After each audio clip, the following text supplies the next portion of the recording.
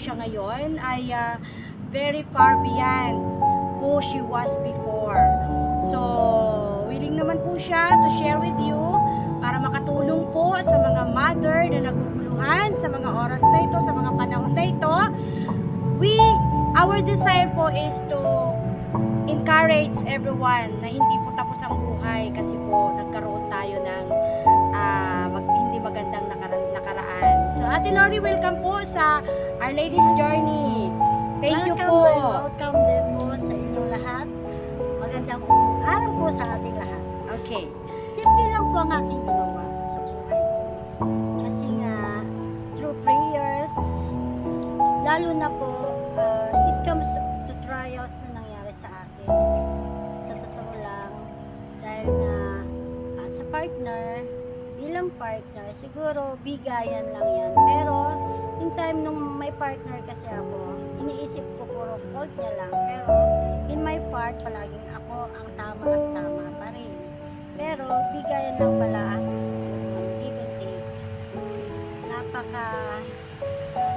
Doon ko na-realize na nagkaroon ako ng trabaho na naging partner ko at naging siya na ang aking head, si Ma'am Mel. Doon ko na-realize na mali pala yung mga ginawa ko noon. Pero wala namang pagsisisi. Choice ko yun. Kaya ngayon, na-realize ko, it's a part ng give and take palang relationship. Pero, till now, siguro mas gugustuhin ko na mahalin ko muna ang sarili ko. Yun yung na-desisyonan ko sa sarili. Mahalin ang sarili bago ang iba. Yun lang naman po masasabi ko. Yes. Maraming salamat.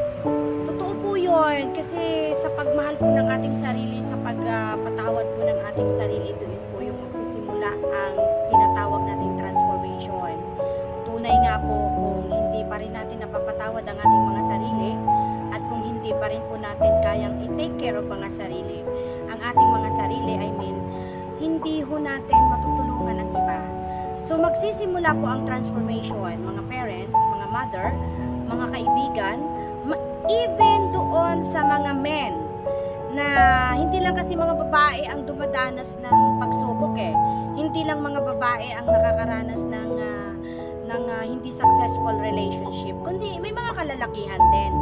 Kaya nga lang, pag tinawag nating general information, mas lamang kasi ang nangyayari ang mga bagay na ito sa mga kababaihan. So, yun po ang sabi po ni Ate Lori, the transformation will start with us. Kaya yun ay sinimulan niya sa kanyang sarili. Na mahalin muna ang sarili, patawarin ang sarili.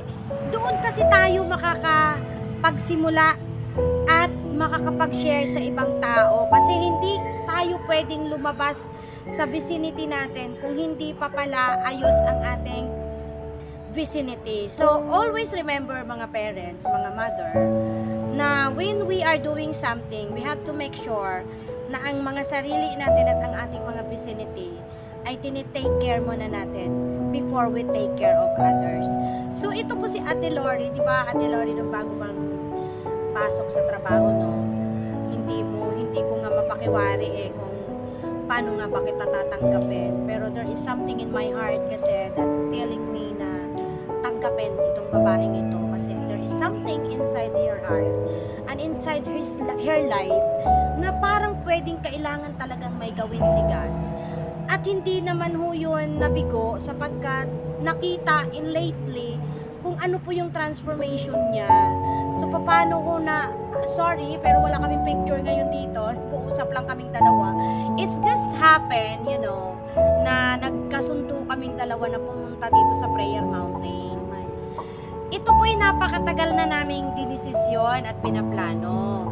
Kaya lang, hindi po ito matuloy-tuloy sapagkat ang daming mga naghahadlang. So, this plan was before pandemic pa. Ngayon lang talaga siya natuloy. At ayun nga, nung nandito na kami, parang, bakit kaya hindi kami gumawa ng content to share with you guys our true experience? And it happens na si Ate Lori ay nagpa-unlock naman to share her experiences. So, yun ay isa pa lang sa kanyang mga experiences. But if you are going to continue We will give you more Yes.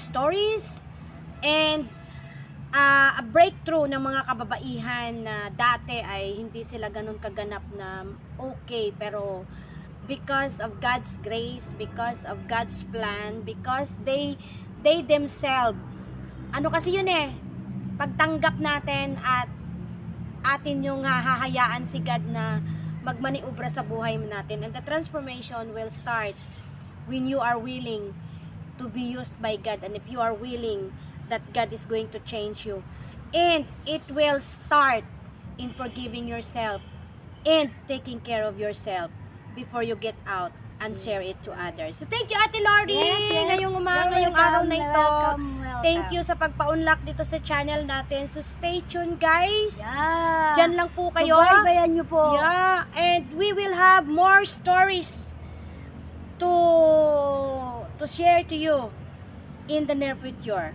Thank you so much for watching. Bye. Bye.